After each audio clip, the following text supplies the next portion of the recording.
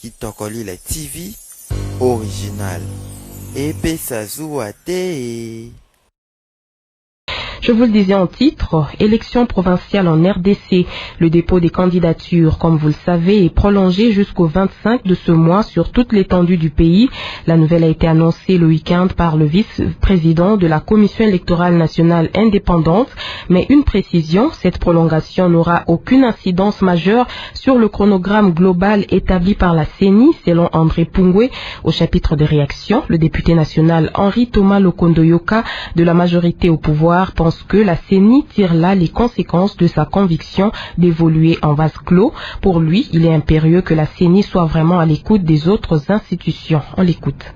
Le report du dépôt de candidature par la CENI est justement le commencement de la vérité sur certains aspects irréalistes de ce calendrier global. Il n'y a pas 3 semaines, le président de la CENI, l'abbé Apollinaire Malou avait dit que rien ne changera de façon péremptoire, qu'on n'allait même pas bouger une virgule de ce calendrier global.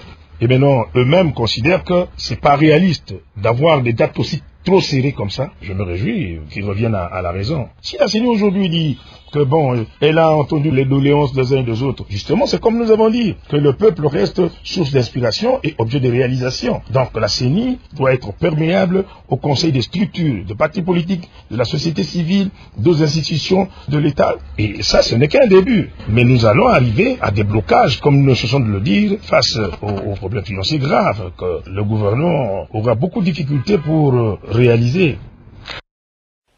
Kitokoli la TV original epesa zuwa te. Du côté de l'opposition, ce report de l'opération des dépôts des candidatures pour les provinciales prouve que la CENI devrait finalement jeter un coup d'œil dans sa proposition de calendrier pour Clément Kankou. La finalité est d'avoir des meilleures élections en RDC.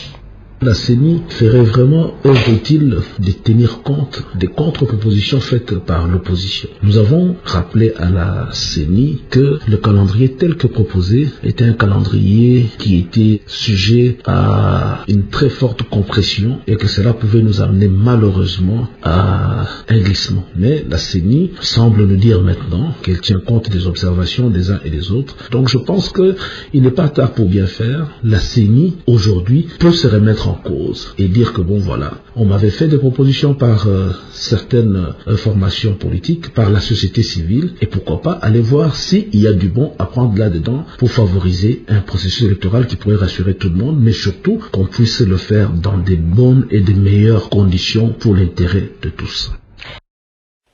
Kitokoli la TV original epesa zuwa te.